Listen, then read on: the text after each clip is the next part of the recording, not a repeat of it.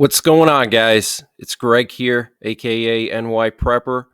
It is Friday, October 13th, 2023, and I have another emergency alert to share with you guys. Right now, it is 1:23 p.m. Eastern Time here in the United States, and we have some major breaking news coming from France. Apparently, there was a knife attack at a school in the city of Arras, and apparently a 20-year-old native of Chechnya attacked a school with a knife, and he shouted Allahu Akbar. And as a result of the attack, a school teacher was killed and another teacher is in intensive care, and a security guard received multiple stab wounds and is in critical condition. Okay, so a knife attack in France, one teacher killed, one teacher in intensive care, and a security guard with multiple stab wounds in critical condition. Okay. We also have some breaking news coming from China. Apparently, a diplomat at Israel's embassy in China was attacked and stabbed with a knife in a street in Beijing. The Israeli diplomat is being treated at a hospital and is in stable condition. So far here in the United States, we haven't seen any kind of rioting or any kind of terror attacks across the country just yet. Homeland Security and the Joint Terrorism Task Force are on high alert right now, including all big city police departments and the FBI. However, it is quiet as of this time right now. Okay, Friday, early afternoon, nothing going on just yet. But if nothing ends up happening today, guys, don't lower your guard.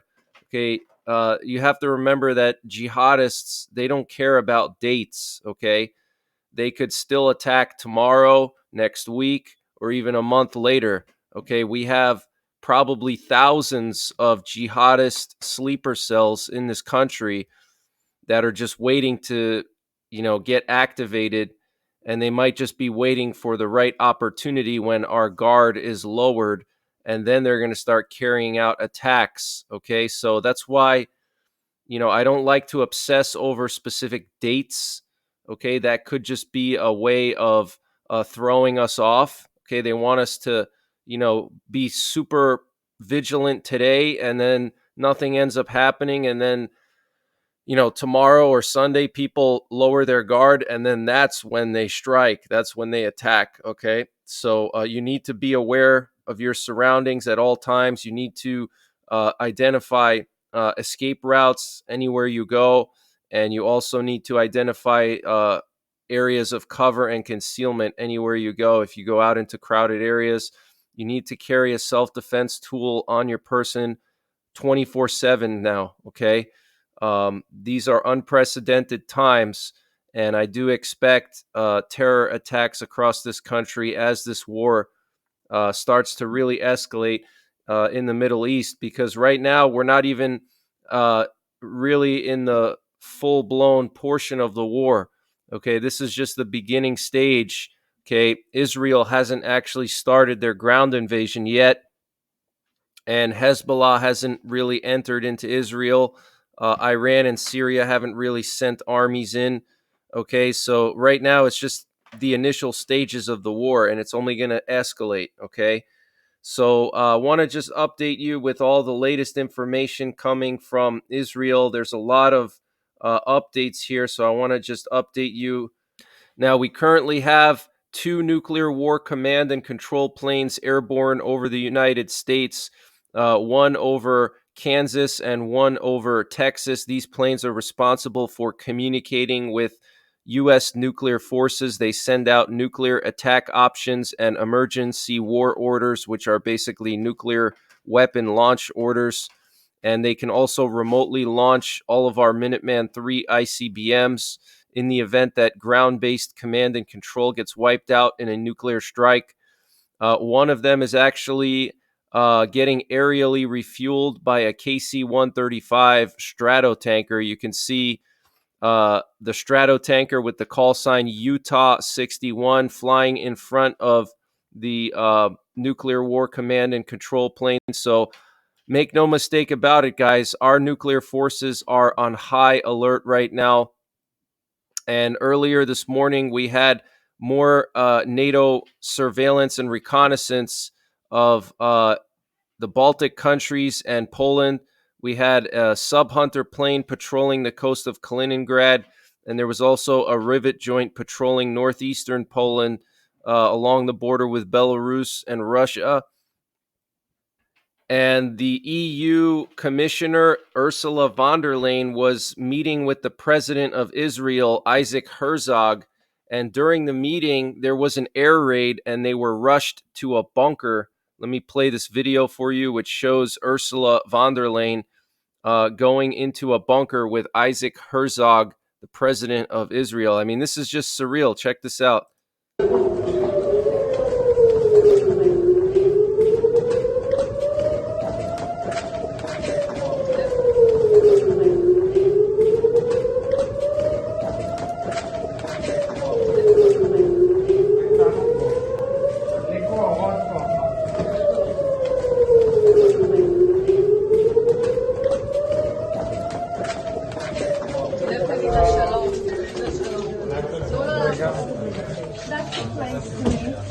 So there she is right there. They go into this bunker. And this is Isaac Herzog, the president of Israel.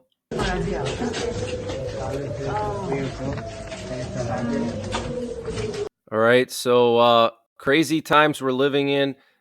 We had Lloyd Austin make a speech from Israel.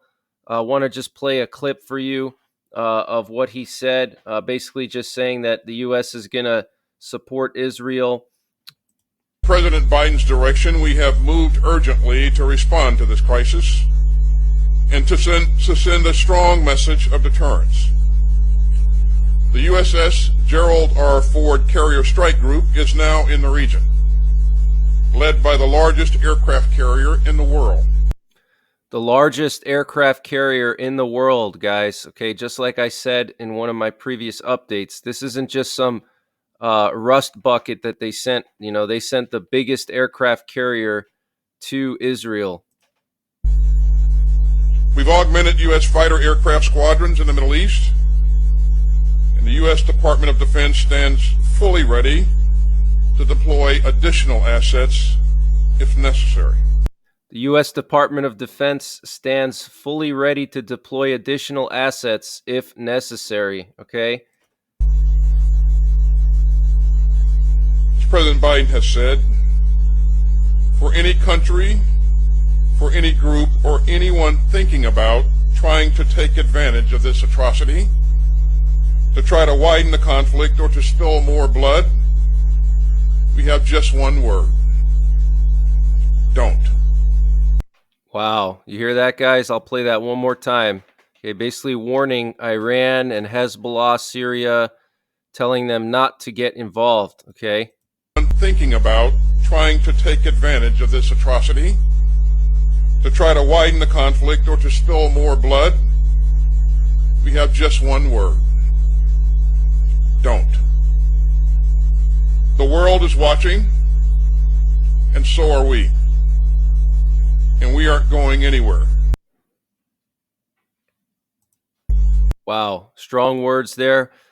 So I want to just go through some of the headlines here. So apparently the Israeli army is carrying out reconnaissance by fire in the Gaza Strip. As Israel's defense ministry said its army carried out raids with infantry and tanks in the Gaza Strip to identify the enemy and possible hostage locations. Okay, so they're already doing recon by fire with infantry and tanks in the Gaza Strip. We have breaking news that there's massive reinforcements of the IDF outside of the Gaza Strip. I saw video footage of just, I don't know, hundreds of tanks piling up next to the Gaza Strip. And we have the Turkish president, Erdogan, saying that forcing the population of Gaza to migrate in 24 hours is unacceptable. Okay, that's what the president of Turkey said. Okay, it's unacceptable for Israel to force the Palestinian civilians to leave within 24 hours.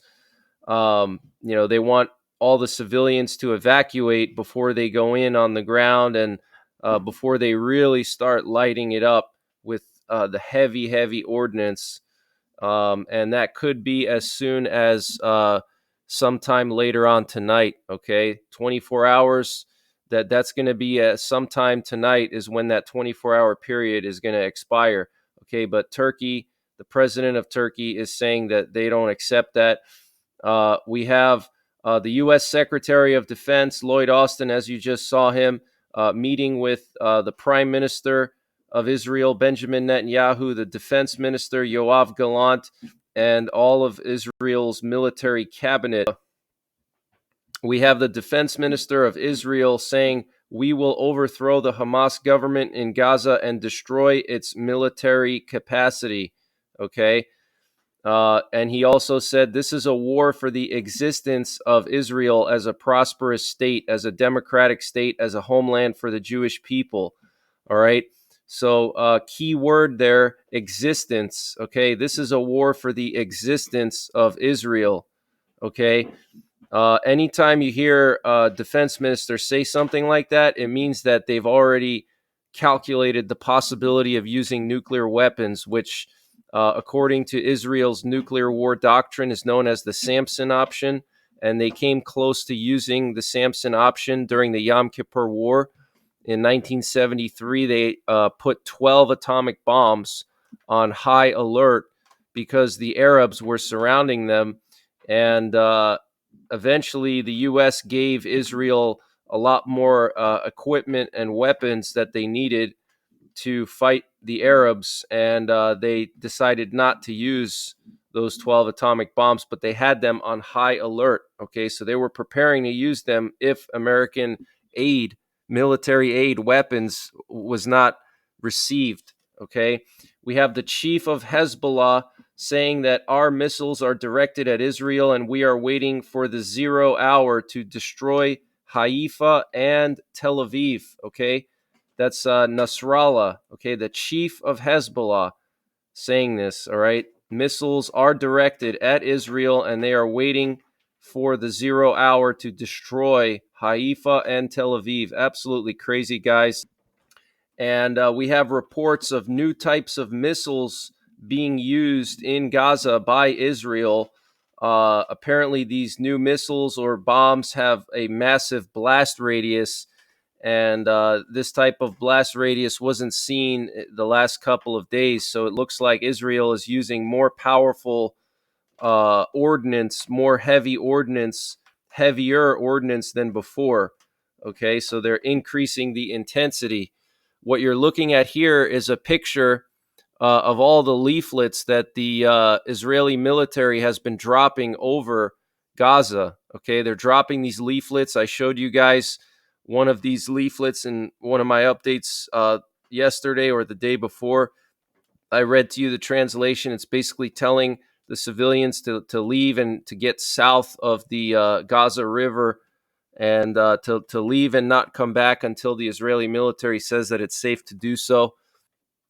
And here we have a video showing all of the J dams that Israel has prepared, okay, in this loading area, okay, staging area. Look at all these J dams. These are massive bombs that are guided. You can see the JDAM is just literally like a kit that's bolted onto a dummy bomb, and it helps to guide a dummy bomb, sort of like a guided missile.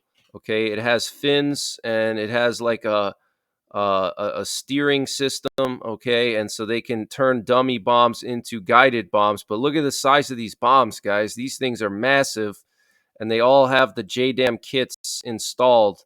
All right, so this is going to all be used probably in the next 24 to 48 hours, and they have these things reserved for probably all of the hiding spots of Hamas and where all the top leadership is. There's been a lot of gunfire and explosions heard along the northern border of Israel with Lebanon. And apparently the IDF has been engaged in firefights with an unknown number of gunmen who have reportedly now fled back into Lebanon but are still firing across the border. The Israeli army has declared the area overlooking the Lebanese border a closed military zone. We have heavy clashes going on between the Palestinians and the Israeli army in Jerusalem. And the Hezbollah chief said, "We are ready to work, but we wait until the time is right." Okay, and if you guys remember in my previous updates, I've been telling you for days now that Hezbollah is just waiting for the right time. Okay, Hamas, they were just the pawns. They were the pawns like in a chess game. You send the pawns first, and then you go in with the, rooks and the bishops. Okay, so Hezbollah, they're just waiting for the right time. They're probably going to attack Israel once Israel goes into Gaza with that huge force, and they're going to get bogged down in Gaza because Gaza is, an urban zone, and urban fighting is always very difficult. Okay, so once the Israelis go into Gaza and they get bogged down doing that, and they're focused on that, that's when Hezbollah is going to start attacking Israel. Okay, so it's coming, guys. Get prepared. And when Hezbollah starts attacking Israel, I do believe that the United States is going to use their aircraft carrier strike group to attack Hezbollah. And then at that point, we could see other players in the region getting involved, and we could see an escalation. We have Israeli military reinforcements, including armored tanks, being deployed to the Golan Heights along the northern border of Israel. We have an unidentified target crossing from Lebanon into Israeli territory that was successfully intercepted and destroyed by an Israeli Air Force air defense array. Okay, some kind of drone or something that came in from Lebanon. Apparently, Israeli drone has been attacking Hezbollah targets in Lebanon. And the IDF has confirmed that Israeli tanks and artillery are engaging unknown militants in southern Lebanon. So there is, some activity there between southern Lebanon and Israel. They're, exchanging artillery fire and different types of, small arms fire.